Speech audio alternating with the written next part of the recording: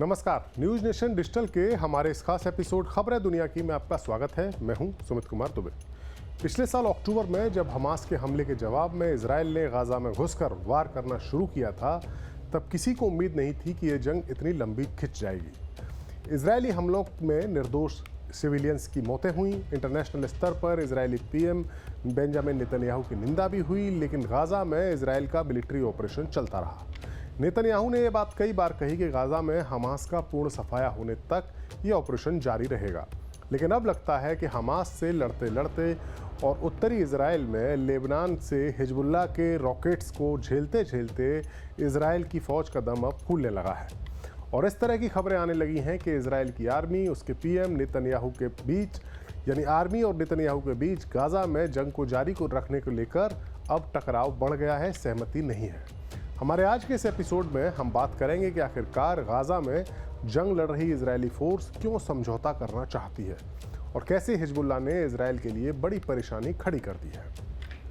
America के अखबार, एक मशहूर अखबार न्यूयॉर्क टाइम्स ने एक खबर छपी है। इस खबर के मुताबिक जो उसमें खबर है उससे इजराइल में खलबली मची हुई है। इस खबर में इजराइल आर्मी के कुछ जनरल्स के हवाले से बताया गया है कि गाजा में जंग लड़ते लड़ते इजरायली आर्मी यानी इजराइल की फौज अब थक चुकी है। इजराइल की आर्मी का मानना है कि अब नेतन्याहू को गाजा से हमास का नामो निशान मिटाने की अपनी जिद को छोड़ देना चाहिए और गाजा को फिलहाल हमास के पास ही रहने देना चाहिए। इजरायली आर्मी युद्ध विराम चाहती है ताकि हमास के कब्जे से मौजूद, जो उसके कब्जे में 120 के आसपास इजरायली बंधक हैं, उन्हें छुड़ाया जा सके।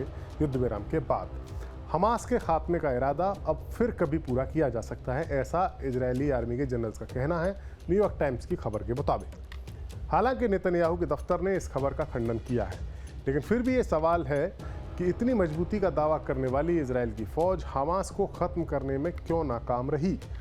दरअसल गाजा में हमास के लड़ाकों से लड़ते लड़ते इजराइल की आर्मी को इतना एहसास हो गया है कि जंग अभी और काफ़ी ज़्यादा लंबी चलेगी और इसके लिए अब इजराइल की फ़ौज के पास गोला बारूद की कमी के साथ साथ एनर्जी और उत्साह की भी कमी हो गई है। वहीं दूसरी ओर इजराइल की उत्तरी सीमा पर हिजबुल्लाह ने भी इजराइल की नाक में दम किया हुआ है। जब से इजराइल ने गाजा पर हमला किया है, तब से हिजबुल्लाह लगातार इजराइल पर रॉकेट्स बरसा रहा है। हालांकि इजराइल भी लेबनान में घुसकर हिजबुल्लाह के ठिकानों पर कभी कभी एयर स्ट्राइक कर रहा है, उसके कमांडर्स को मार भी रहा है, लेकिन हिजबुल्लाह के हमलों के चलते इजराइल को अपने उत्तरी इलाके से एक बड़ी आबादी को, तकरीबन 1 लाख लोगों को अंदरूनी इलाकों में शिफ्ट करना पड़ा है। ऐसा माना जा रहा है कि इजराइल अब हिजबुल्लाह के साथ भी बड़ी जंग लड़ने का मन बना चुका है। नेतन्याहू के बयानों से ऐसा लगा है। वहीं हिजबुल्लाह का भी साफ साफ कहना है कि अगर गाजा में जंग रुक जाए तो वो भी अपने रॉकेट्स का जो अटैक है उसे रोक देगा। हिजबुल्लाह के डिप्टी लीडर शेख नईम कासिम ने एक इंटरव्यू दिया है। उसमें कहा है कि अगर गाजा में सीज फायर होता है तो हम बिना किसी चर्चा के युद्ध रोक देंगे। कासिम ने कहा है कि इजराइल हमास युद्ध में हिजबुल्लाह का रोल उसके सहयोगी यानी हमास के लिए एक समर्थक मोर्चे की तरह ही है और अगर युद्ध रुक जाता है तो मिलिट्री सपोर्ट भी नहीं रहेगा। जाहिर है हिजबुल्लाह इजराइल पर अपने हमलों को गाजा पर इजराइल के हमलों से सीधे तौर पर जोड़ रहा है। वहीं इजराइल के सबसे बड़े सपोर्टर देश यानी अमेरिका की भी कोशिश है कि किसी भी तरह से गाजा में सीज फायर हो जाए ताकि इजराइल और हिजबुल्लाह के बीच की संभावित जंग को रोका जा सके, क्योंकि अमेरिका को ये पता है कि हिजबुल्लाह हमास से कहीं ज़्यादा ताकतवर है और उसकी रॉकेट फोर्स के आगे इजराइल का मशहूर एयर डिफेंस सिस्टम आयरन डोम भी नाकाम हो सकता है। एक आकलन के मुताबिक, हम हिजबुल्लाह की ताकत की बात करते हैं, हिजबुल्लाह के जखीरे में अब सुसाइड ड्रोन्स का भी एक बड़ी संख्या में सुसाइड ड्रोन्स भी मौजूद हैं। उसके पास छोड़ी जाने वाली मिसाइलों की संख्या 1,20,000 से 2 लाख के आसपास हो सकती है। हिजबुल्लाह के चीफ नसरल्लाह के मुताबिक उसके पास करीब 1 लाख लड़ाके हैं जो सीरिया की सिविल वॉर से जंग में हिस्सा लिया था और वो जंग का तजुर्बा हासिल कर चुके हैं। इजराइल की यूनिवर्सिटी ने एक रिसर्च की थी। उस रिसर्च के मुताबिक हिजबुल्लाह के पास अब इतनी मिसाइलें हैं, छोटी मिसाइल, बड़ी मिसाइल या रॉकेट्स सबको मिला लो तो वो इतनी है कि 3 हफ्तों तक लगातार 3000 मिसाइलें हर दिन हिजबुल्लाह दाग सकता है।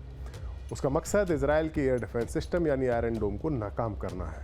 अक्टूबर में जब हमास ने इजराइल पर हमला किया था तो उसके रॉकेट्स के आगे भी आयरन डोम 100% कामयाब नहीं हो सका था। हमास की रणनीति भी यही थी कि एक साथ कई रॉकेट्स दागे जाएं ताकि आयरन डोम की कमजोरी सामने आ जाए।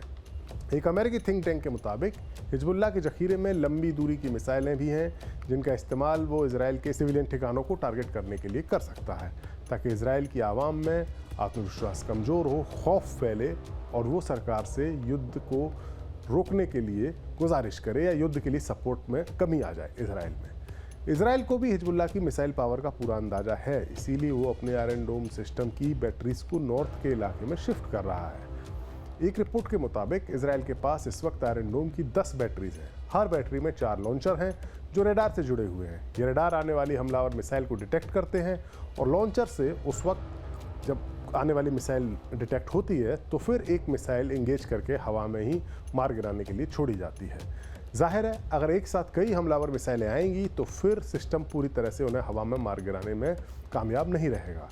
ऐसे में अगर इजराइल के पोर्ट्स और पावर ग्रिड जैसे क्रिटिकल इंफ्रास्ट्रक्चर हिजबुल्लाह की मिसाइलों का निशाना बन गए तो फिर इजराइल को ये जंग काफ़ी भारी पड़ सकती है। इसके अलावा एक पहलू और है और वो ये है कि इजराइल के लिए जो पहलू परेशानी खड़ी करेगा वो ये है कि मिडिल ईस्ट के इलाके में कई ऐसे देश हैं जहां हिजबुल्लाह को सपोर्ट मिलता है। इन कई देशों में कई मिलिशिया ऐसे हैं जो जंग होने की सूरत में हिजबुल्लाह का साथ देने के लिए अपने लड़ाके भेज सकते हैं। इनमें यमन के हूती, सीरिया और इराक में जो एक्टिव हथियारबंद ग्रुप्स हैं, मिलिशिया हैं, वो भी शामिल हैं। यानी अगर इजराइल हमास के साथ हिजबुल्लाह से भी लड़ने का फैसला करता है तो उसकी फ़ौज के लिए बड़ी परेशानी खड़ी होगी और शायद इसका एहसास इजराइल के आर्मी के उन जनरल्स को भी है जिन्होंने न्यूयॉर्क टाइम्स की खबर के मुताबिक उससे बात करते हुए गाज़ा में जंग रोकने के साथ साथ हमास के साथ डील करने की वकालत की है।